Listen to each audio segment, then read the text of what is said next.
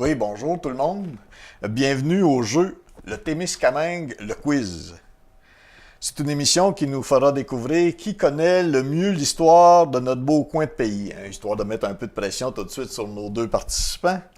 Durant l'épisode d'aujourd'hui, deux candidats se disputeront les honneurs. J'ai avec moi Madame Chantal Lacasse et Chalène Julien. Vous êtes deux personnes du Témiscamingue, hein? Depuis longtemps, vous êtes native de quel endroit? Saint-Eugène, 1935. OK.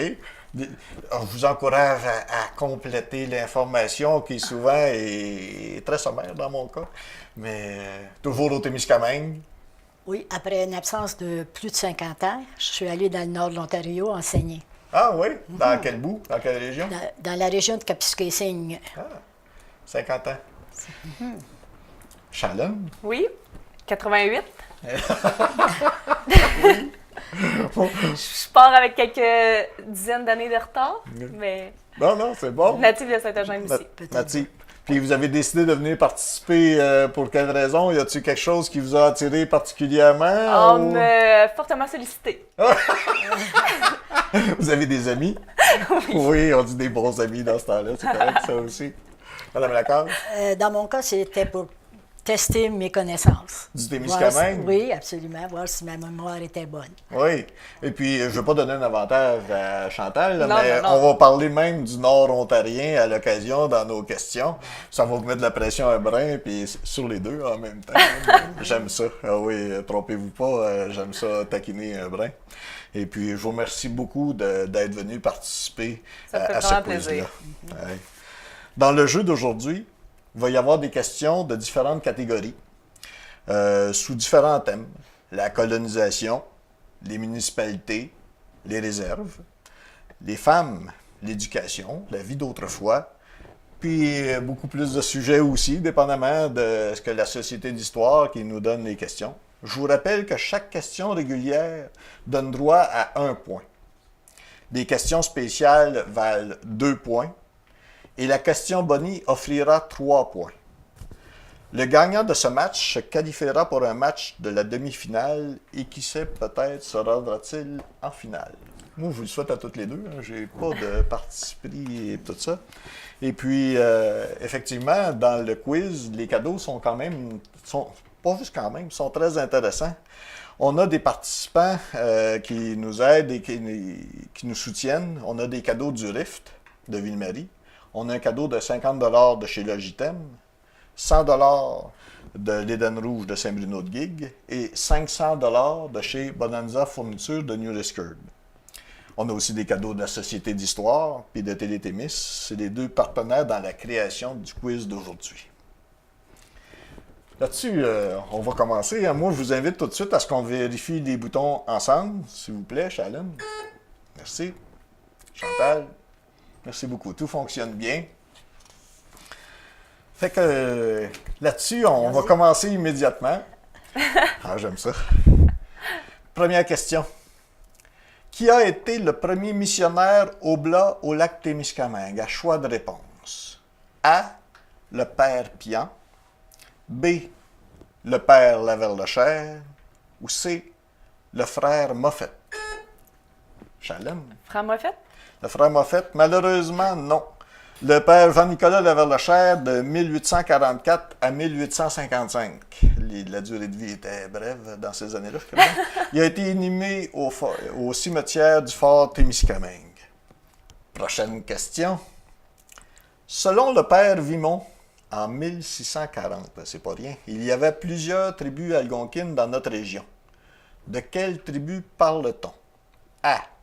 Nipissing, Témiscimi, Outinagami. B. Ochagami, Michitamu et Kotakuemis. Ou C. Uturbi et Cri. On a aussi D. Je te laisse aller, Chalène, vas-y. Je vais y aller pour A. A. Bien, malheureusement, c'était la D que je n'avais pas encore mentionné, qui était toutes ces réponses. J'ai hésité. C'est correct, les autres étaient à 3 choix. Toutes ces tribus comptaient environ 3000 personnes au moment de l'arrivée des Européens quand même dans notre région. Question. À choix de réponse. Quelle était la fourrure la plus recherchée pour les Européens? A. Celle du castor. B. Celle du loup. C. Celle du pécan. À Chantal? celle du castor. Celle du castor, exact. On passe tout de suite à la prochaine. Comment appelle-t-on le comité qui gère une réserve algonquine? A. Un conseil municipal. B. Un conseil de bande. Shalyn? B. B. Un conseil de bande. Prochaine question. L'autre option aurait été le conseil des chefs. Mais pour le conseil de bande, c'est bien. Pourquoi Belle-Terre est-elle devenue une ville fantôme à la fin des années 50? A. Parce que l'usine de bois a fermé ses portes. B. Parce qu'un décès mystérieux a fait peur aux résidents. C. Parce que la mine d'or a fermé ses portes. Chantal? Parce que la mine d'or a fermé ses portes. Bonne réponse. En novembre 1959, fermeture totale des opérations à cause de la dévaluation de l'or. Il y a beaucoup de rumeurs qui disent que le filon pourrait être retrouvé. Il y a eu des quêtes pour tenter, rechercher. Je leur souhaite énormément. Bientôt, il va y avoir la question spéciale, mais d'abord, une autre question à un point. Famille à choix de réponse. OK, famille. Question à choix de réponse. Dans ma question, il y a le mot. De quelle famille linguistique font partie les Témiscamingues et les Abitibi? A. L'algonquinienne. B. L'Iroquoise. Ou C. Cri.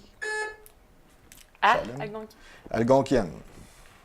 Je ne sais pas comment je l'ai prononcé. Je pense que tantôt, je l'ai mal prononcé. Mais bonne réponse. A. Un point.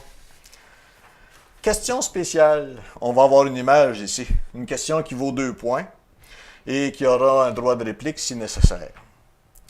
Tout de suite, on va à l'image et je vous demande quel est ce village? On voit ici une rue, un beau bâtiment avec une tour, l'église à gauche, un poteau électrique quand même, un nœud d'électricité, mais toujours en noir et blanc, hein? Trottoir de bois, clôture aussi là-dedans, c'est intéressant. Fait que je vous invite à répondre quand vous vous sentez à l'aise. Shalyn? J'essaye Lorrainville. C'est Lorrainville, mauvaise réponse. Droit de réplique à Chantal. Vous étiez là, Chantal? Excuse. Non, c'est bon. On essaie. Ville-Marie? Ville-Marie, non plus. On parle ici de Nidlec. Oh. Nidlec, la bâtisse au centre avec une tour, une bâtisse de bois. Moi, j'ai jeunessé, très jeunessé d'ailleurs, en face de là. Mes grands-parents, Joseph Trépanier, y habitaient. J'ai largement joué sur la pelouse là, mais effectivement. Ça valait le détour. Ça valait exactement. Il n'y avait pas dans le temps là, non plus. Il fallait passer par le village, effectivement. Ah. On poursuit avec un bloc de questions régulières. Un point chacun. Entre Nidlec, pour y revenir, c'était les 3 petits sauts aussi, mais je reviens. Prochaine question. Entre 1960 et 1984, une fête très populaire avait lieu en l'honneur des éleveurs de porcs. S'appelait le Festival du porc. Vrai ou faux? Shalyn? Faux. Faux. C'est une bonne réponse. Est-ce que tu es capable de me dire pourquoi? C'est une tentative. Ça? Non, je suis née beaucoup plus tard que le Festival Ouais. du Port. C'était le bal des foins à Figerville, qui pendant toutes ces années a attiré les gens du Témiscamingue et de l'Abitibi puis de l'Ontario. On avait plusieurs festivals comme ça au Témiscamingue, le bal des foins. Ça, c'était mes années à moi, ça. Oui, puis le bal de la patate à Saint-Eugène. Ah, oui, J'ai puis- connu les courses de motoneige sur gazon. Ah Ouais. ouais, OK. Ouais. Pas Oui, si jeune. oui. Autrefois, le moulin à scie était l'âme de la paroisse. Vrai ou faux? Vrai. C'était Shalyn. Oh, Excusez-moi.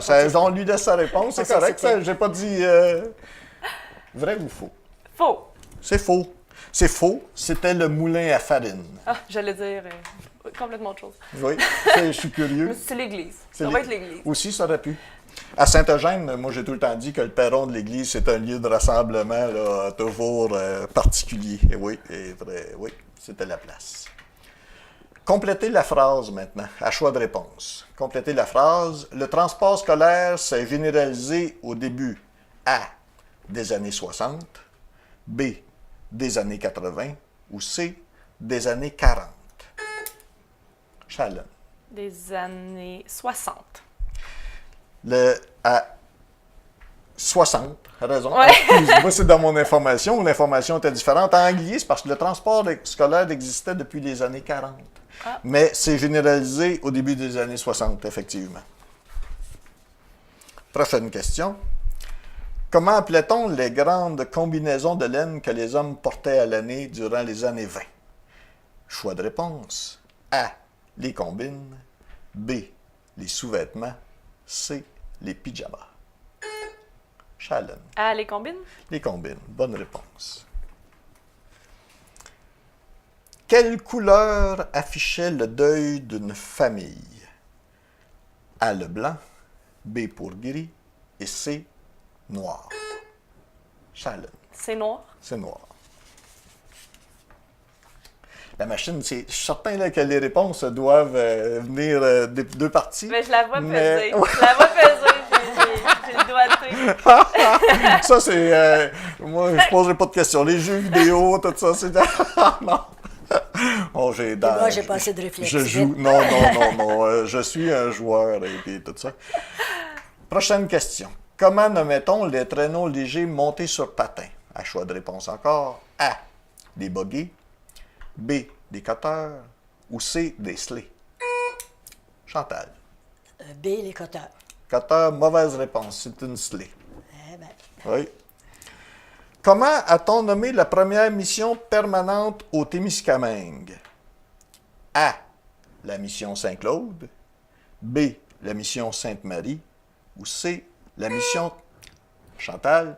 la mission Saint-Claude. C'est la mission Saint-Claude. Bonne réponse. L'autre option aurait été la mission de l'abbé des Pères, mais la mission Saint-Claude est la bonne réponse. Tantôt, on a vu une photo de la municipalité de Nidlec. Lors du grand feu de Libery, Nidlec est détruit sauf une bâtisse. Laquelle? L'église? L'église, effectivement. L'église, on avait le presbytère, le magasin général ou l'église. Une seule bâtisse n'a pas été, c'est l'église. Cet événement a lieu en 1922, puis ça a été dévastateur. Puis les gens de Nidlec, les vieux, excusez-moi, il n'y a pas de... s'en souviennent tous. Là-dessus, je vous encourage à écouter... C'est la jeune qui a gagné. Une capsule. J'ai vu la capsule. La capsule, OK. La capsule de Jean-Yves Parent, président de la Société d'histoire qu'on vous présente. Ah non, c'est pas cette capsule-là que j'ai Je vue. vous en parle. Il y a bientôt 100 ans, en 1922, le 4 octobre pour être plus précis, un immense feu de forêt a dévasté tout le territoire entre Haileybury et Nidlec et Notre-Dame-du-Nord. Un cultivateur qui, malgré la sécheresse et les vents très chauds, a mis le feu dans des abattis. Et le vent a tout de suite transporté ce feu-là de telle sorte que ça a détruit la ville de Haileybury et les gens ont dû sauter dans le lac Témiscamingue pour se protéger de l'incendie. Le feu, après ça, avec les vents qui ont tournoyé toute la journée, le feu a contourné New Liskeard pour, après ça, retourner vers l'est et s'en aller en direction de Notre-Dame-du-Nord et en direction de Nidlec. Ici, à Notre-Dame-du-Nord, le feu a ravagé tout ce qu'il y avait de construction dans le village en haut, sauf l'église et le presbytère. Et à Nidlec, il a ravagé tout le village et seule l'église est restée debout. Ici, à Notre-Dame-du-Nord, il y a eu un décès qui a été à cause de l'incendie. C'est un cultivateur qui, à un moment donné, a voulu aller voir si ses animaux avaient été rescapés et puis on l'a retrouvé le lendemain de l'incendie, mort près de chez lui. À Nidlec, il n'y a eu aucun mort et ce qui est très difficile, c'est qu'à l'époque, évidemment, là, les gens n'avaient plus rien. Il avait fait très chaud cette journée-là et les gens ont dû coucher à la Belle Étoile parce que tout était brûlé, mais le lendemain matin, lorsqu'ils se sont levés, il y avait 4 pouces de neige qui recouvrait tout ce qui était brûlé, ce qui faisait une énorme boue noire. Donc, les gens ont énormément souffert de cet incendie à Nidlec. Oui, ça fait effectivement une bonne réponse, Shalon. Vous étiez au courant de l'information? Oui, dans le fond, quand on était adolescents, on avait fait des capsules avec la Société d'histoire. Et je sais que la gang de Nidlec avait fait leur capsule sur le grand feu qui avait sauvé l'église. Donc, ça m'est revenu quand vous avez posé la question. C'est bon. Effectivement. Là-dessus, la prochaine question, c'est une question à 2 points, avec droit de réplique.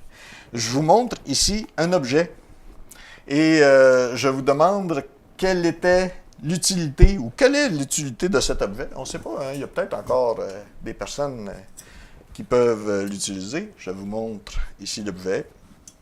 Paire de pince, s'il en est. Oh. Shalom. C'est sûrement pas ça. Un fer à crêper.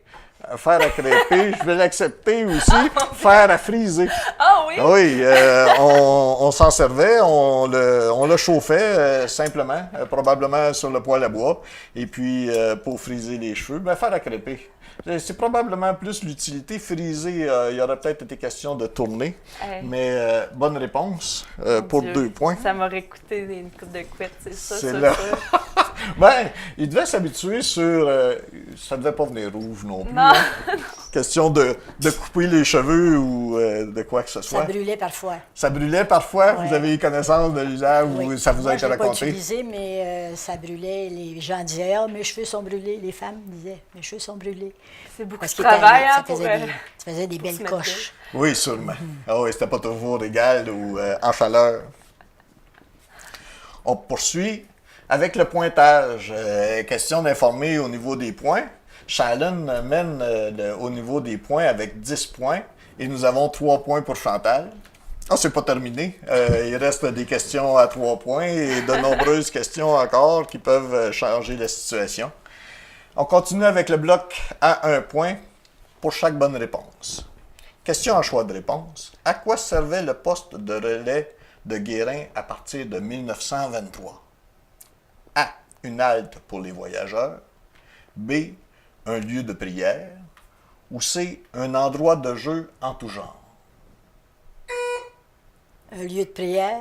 Ce n'était pas un lieu de prière, c'était une halte pour les voyageurs. Et je vous dirais, excusez mon anglicisme, le bypass à Nedlec, je connais bien, n'était pas le premier. Il me semble que le chemin ne passe pas aujourd'hui par Guérin, mais la route reliant Ville-Marie à Rouen passait par Guérin.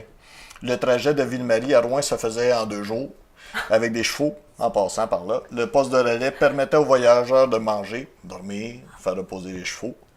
Puis c'est sûr que quand l'automobile est apparu, ben là, le chemin a peut-être changé d'endroit et cessé de passer par Guérin. Prochaine question. À l'époque, la femme n'avait d'existence légale et religieuse que celle que lui donnait un homme. Vrai ou faux? Chantal. Vrai. C'est vrai. Là, faites pas attention à mes commentaires, je pourrais me faire lancer des roches. Seul homme ici présent, un gars va rester tranquille. Mais c'est vrai, enfant, elle était la fille d'un tel et mariée, elle devenait la femme, la propriété de la légitime, existant à travers son mari, lui servant d'épouse et de femme à tout faire. Question. Pour quelle raison, en 1913, 12 familles de Moffett furent-elles chassées de leur terre? A. Inondation de leur terre. B. Vivaient comme des squatteurs. Ou C. Ne répondaient pas aux critères de la colonisation. Je veux dire B. B. Squatteurs? Vivaient comme des squatteurs. Non. Non? Non. La réponse est A. Avec la construction du barrage à Anglier, les eaux du lac des 15 furent élevées de plusieurs pieds et ont inondé les terres des colons riverains.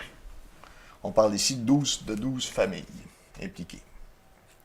Prochaine question. Sur le bord de quel lac la municipalité de La Force est-elle érigée? Le lac Témiscamingue, le lac des 15 ou le lac Simard? Chalon. Le lac Simard. Le lac Simard, c'est correct.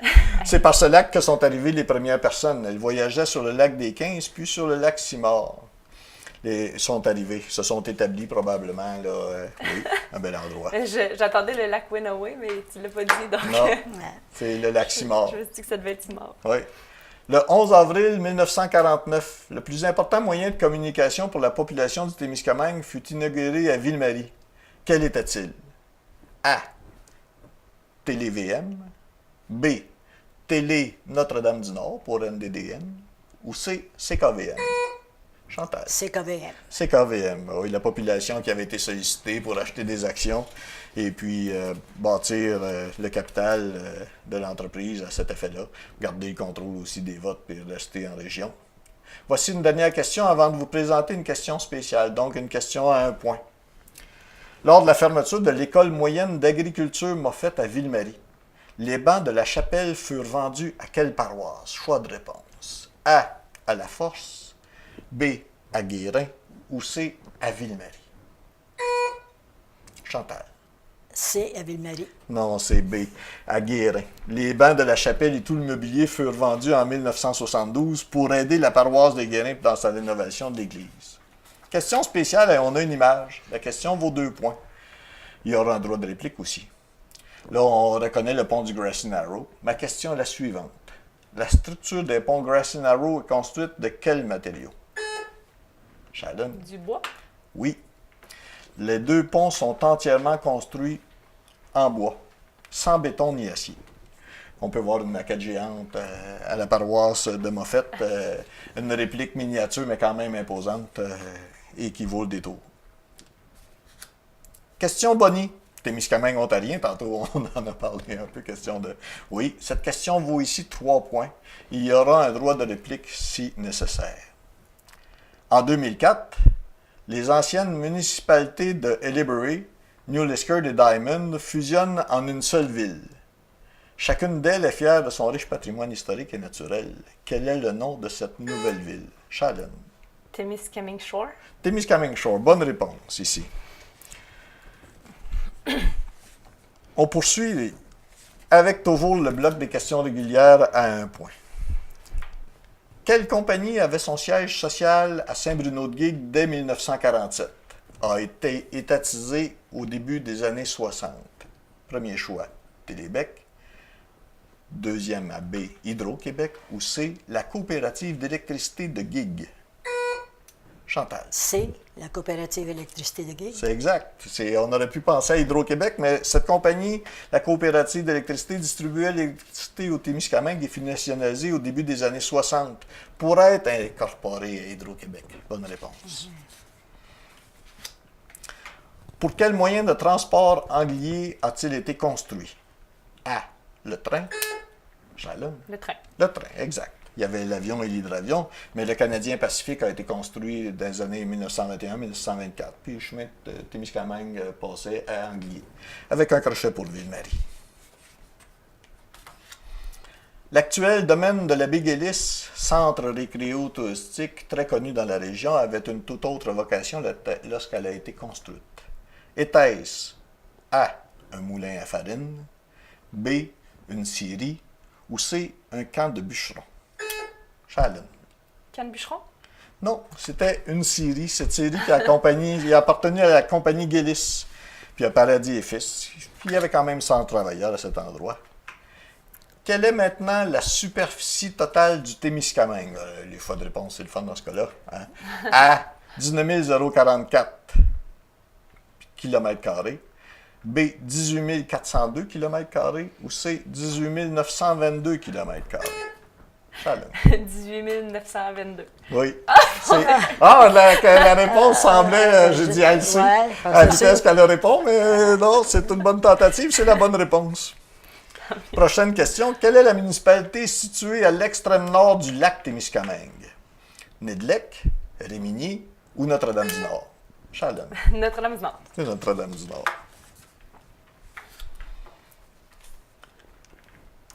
Ici, on a une question sur laquelle on va être capable de voir une capsule tantôt avec M. Jean-Yves Parent. Mais où enseignaient les religieuses? À choix de réponse. A. À l'école Durand.